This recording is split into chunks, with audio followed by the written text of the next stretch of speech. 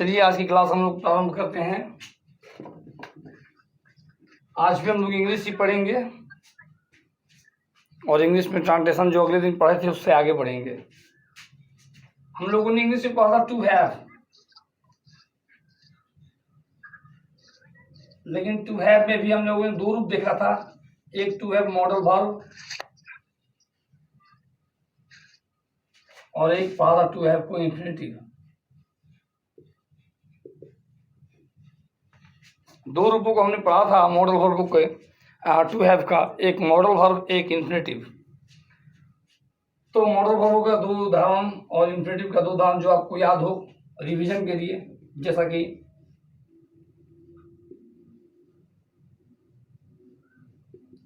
राम के पास एक कलम है, क्या होगा? और इंफिनिटिव में इसका रूल ऐसा था, राम को खाना खाना पड़ता है,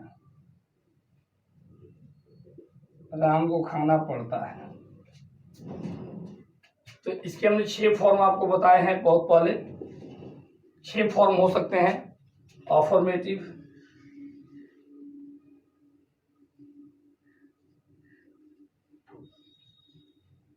negative, interrogative, negative interrogative, WH question, WH negative question. आप लोग 6 फॉर्मों से बिल्कुल परिचित होंगे। राम के पास एक कलम है, इसका नेगेटिव होगा राम के पास एक कलम नहीं है। इंट्रोगेटिव, क्या राम के पास एक कलम है? इंट्रोगेटिव नेगेटिव, क्या राम के पास एक कलम नहीं है। वह क्वेश्चन, राम के पास क्यों एक कलम है? और वह क्वेश्चन नेगेटिव, राम के पास क्यों एक कलम नहीं है। उसी प्रकार से इसमें भी राम को खाना पड़ता है, राम को नहीं खाना पड़ता है, क्या राम को खाना पड़ता है। राम, क्या राम को नहीं खाना पड़ता है? राम को क्यों खाना पड़ता है? राम को क्यों नहीं खाना पड़ता है। इस प्रकार के 6 फॉर्म हमने बताए थे आपको। अब आप इसे भली भांति परिचित होंगे। हम चाहते हैं दोनों का आप सेंटेंस बना के दिखाइए। पहले मॉडल वर्ब का बना के दिखाइए, क्या होगा इसका सेंटेंस। राम के पास एक कलम है, राम के पास एक कलम है, सेंटेंस क्या होगा?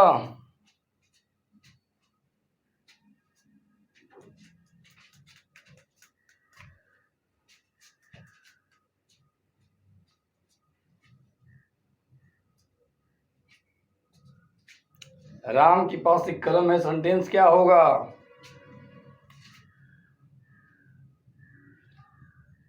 चलिए ठीक है, बहुत अच्छा। देखिए यहाँ पर राम, कल ही बताया था कि इसके दो रूप होते हैं, हैज और हैव होता है। कहाँ पे किसका प्रयोग होगा ये आपको कल बताया गया था। तो राम हैज अ पेन, जबकि यहाँ पे हो जाएगा राम को खाना पड़ता है, तो यहाँ पे Ram have, Ram has to eat. क्या इंट्रोगेटिव और निगेटिव देखेंगे। राम हैज टू ईट, इसका निगेटिव हमने कल बताया था। तीसरे नंबर पे नॉट का प्रयोग करेंगे, थर्ड पोजीशन पर नॉट का प्रयोग करेंगे, और टू ईट हमेशा एक साथ रहेगा, याद रखिएगा। अब इसका इंट्रोगेटिव, तो हैज राम टू ईट। इसका निगेटिव इंट्रोगेटिव,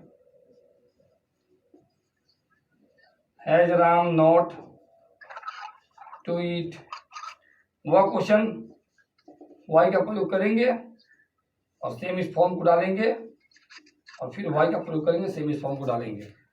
तो इस प्रकार से 6 रूप लिखा जाएगा। आप लोग कॉपी पे नोटिस कीजिए।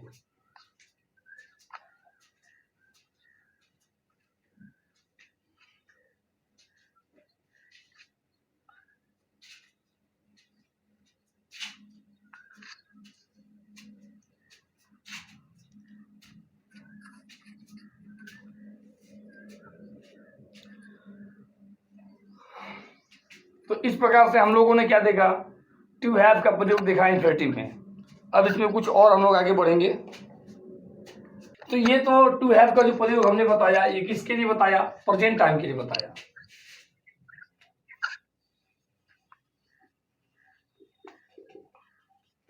ये सब में है की बात है, हर जगह पर है की बात है ना।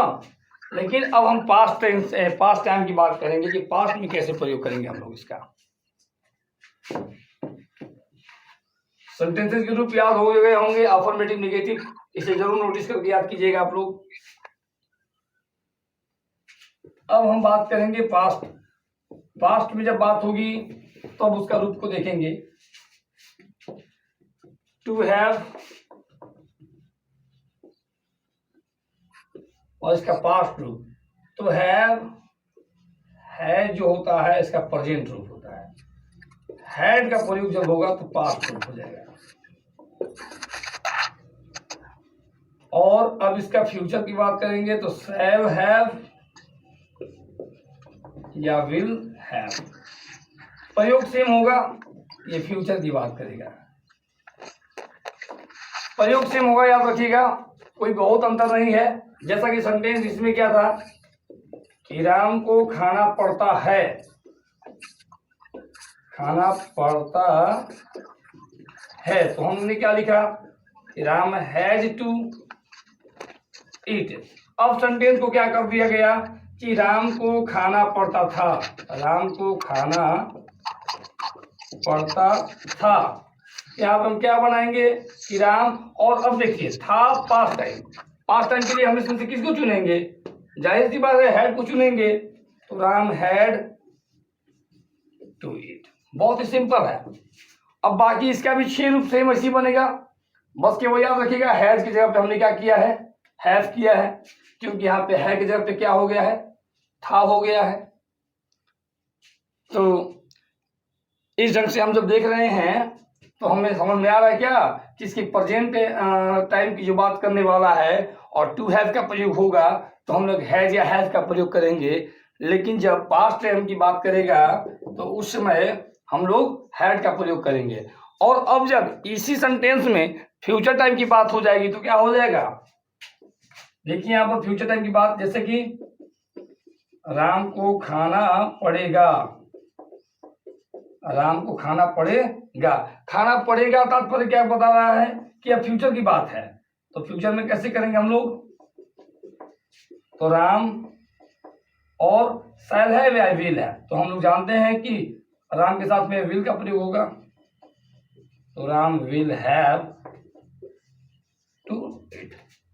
बहुत ही सिंपल फॉर्म है और इसे नोटिस कर लीजिएगा। मैं 5 सेंटेंस दे रहा हूं आपको बनाने के लिए, नोटिस कीजिए। तुमको वहां जाना था, तुमको वहां जाना था,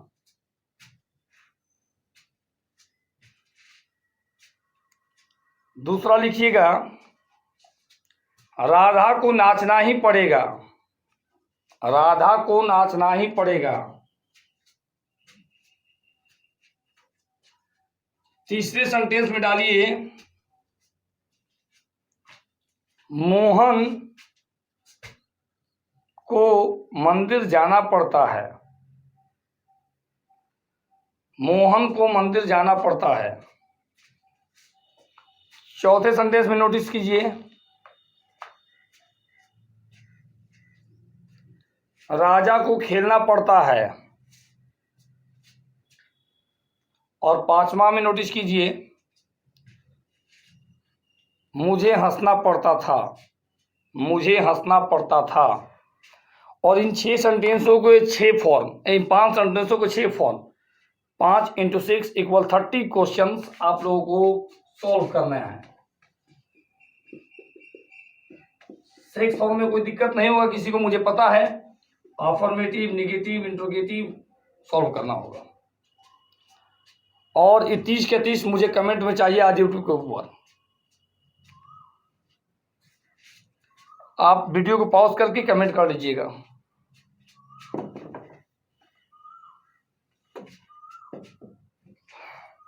जी 5 क्वेश्चन और 30 रूप उसका होगा, 5 क्वेश्चन का 30 रूप होगा। टू बी, अभी हमें इंफिनिटिव में जो पढ़ा वो टू हैव पढ़ा था, अब हमको टू बी का इंफिनिटिव पढ़ना है। वैसे टू बी के रूप क्या होता है, देखिए टू बी और टू हैव को फिर से एक बार समझिए ध्यान से। कोई आपसे पूछ दे कि टू बी का ऑक्सिलरी वर्ब क्या होता है, एक्सुलरी वर्ब जो होता है सहायक क्रिया, तो टू बी के प्रयोग में सहायक क्रिया कौन कौन होता है? तो देखिए इसमें होगा is, am, are present time के लिए, was and where,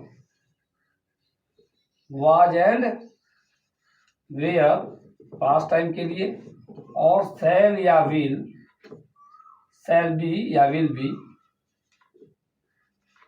future time के लिए। सेम उसी प्रकार से इसमें हैज या हैव प्रेजेंट टाइम के लिए, हैड पास्ट टाइम के लिए, और shall, have, will have future time के लिए। अंडरस्टैंड? तो अभी हम लोगों ने इसको जाना है, इसकी इन्फिनिटिव भी जाना है और इसका मॉडल वर्ब भी जाना है। अब हम बढ़ेंगे टू बी की ओर।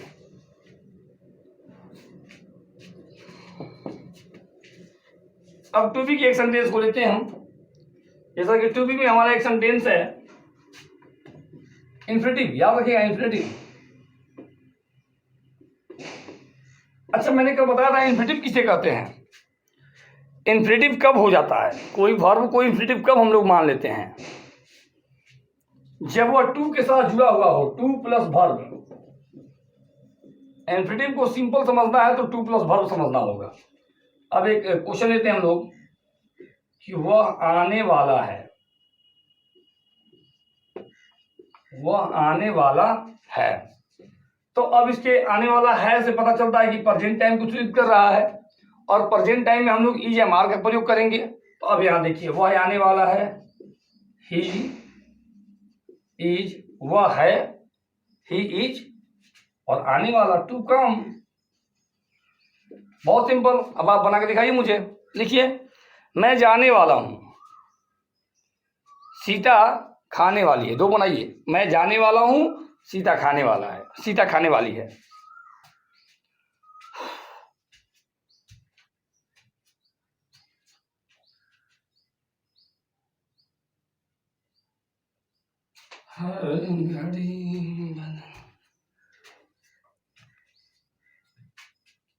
मैं जाने वाला हूं और सीता खाने वाली है।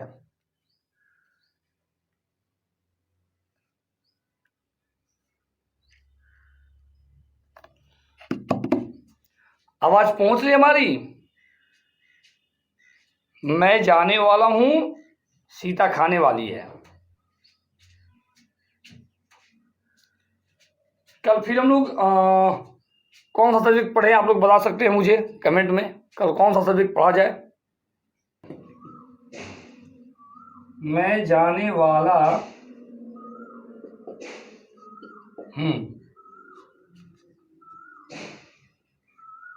देखिए ध्यान से, मैं जाने वाला हूं, कॉपी पे लिखिए आप लोग, मैं जाने वाला हूं, मैं जाने वाला हूं। तो सबसे पहले हम बनाएंगे मैं हूं, आई एम, आई एम, और जाने वाला टू गो। बहुत सिंपल है, मैं जाने वाला हूं मतलब मैं हूं, आई एम टू गो, मैं हूं जाने वाला, ऐसा। अब आप दूसरा लीजिए, सीता खाने वाली है, बनाइए आप, सीता खाने वाली है। सॉल्व कीजिए।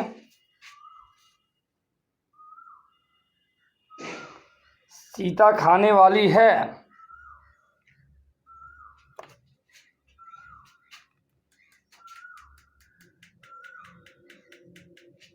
तो देखिए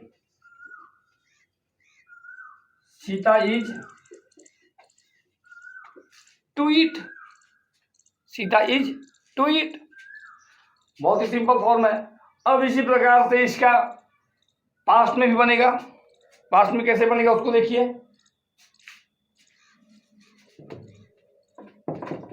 अब जहां वह आने वाला है के बदला अब था हो गया, पास्ट रूप में चला गया, तो अब हमारा यहाँ इज के बदला क्या हो जाएगा? वाज हो जाएगा।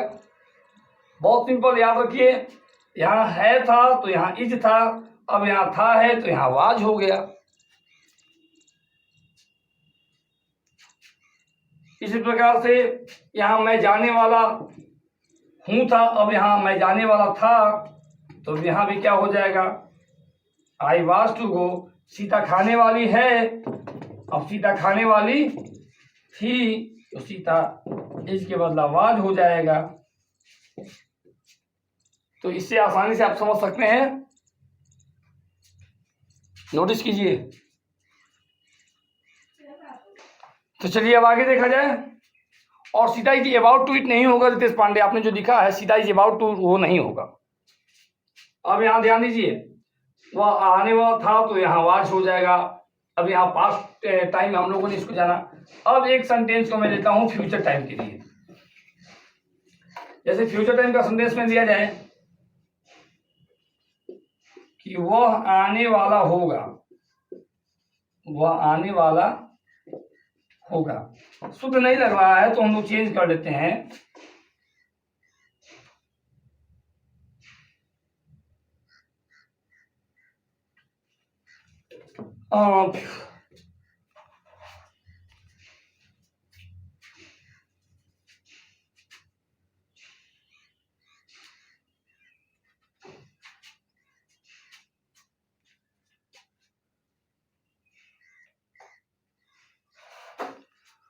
चलिए बात करते हैं, वह जाने को रहेगा, वह जाने को रहेगा। ये जो सेंटेंस हमने लिया फ्यूचर टाइम के लिए लिया है, और वह का हो जाएगा ही, और रहेगा हमने बताया था कि फ्यूचर टाइम में क्या लगेगा, विल बी और शैल बी। यहाँ ही के साथ में विल बी लगेगा, he will be to go, वह जाने को रहेगा। इस प्रकार से हम लोग यूज हैव टू हैव को पढ़ा और यूज हैव टू बी को पढ़ा। अब आप अपने घर पे पुस्तक निकालिए अंग्रेजी ट्रांसलेशन की, और यूज हैव टू बी और यूज हैव टू हैव में जितने सेंटेंसेस दिए हैं सारे सेंटेंसेजों को सॉल्व कीजिए, घर पे बैठे फायदा उठाइए।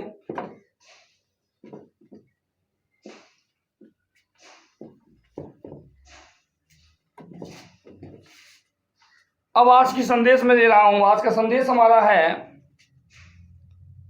धर्म और अधर्म की परीक्षा कठिन परिस्थिति में ही होती है। और वर्तमान में जो हमारा देश है, हमारा विश्व है, हमारी धरती माँ है, एक बहुत ही बुरे दौर में गुजर रही है। और इसी समय हम लोगों का धर्म और अधर्म का पहचान होता है कि हम में से कौन धर्म के मार्ग पर था और हम में से कौन अधर्म के मार्ग पर था। आप लोग ख्याल रखिए, और निश्चितता धर्म की जीत होती है, इसलिए बिल्कुल अडिग रहिए। जय हिंद, जय भारत।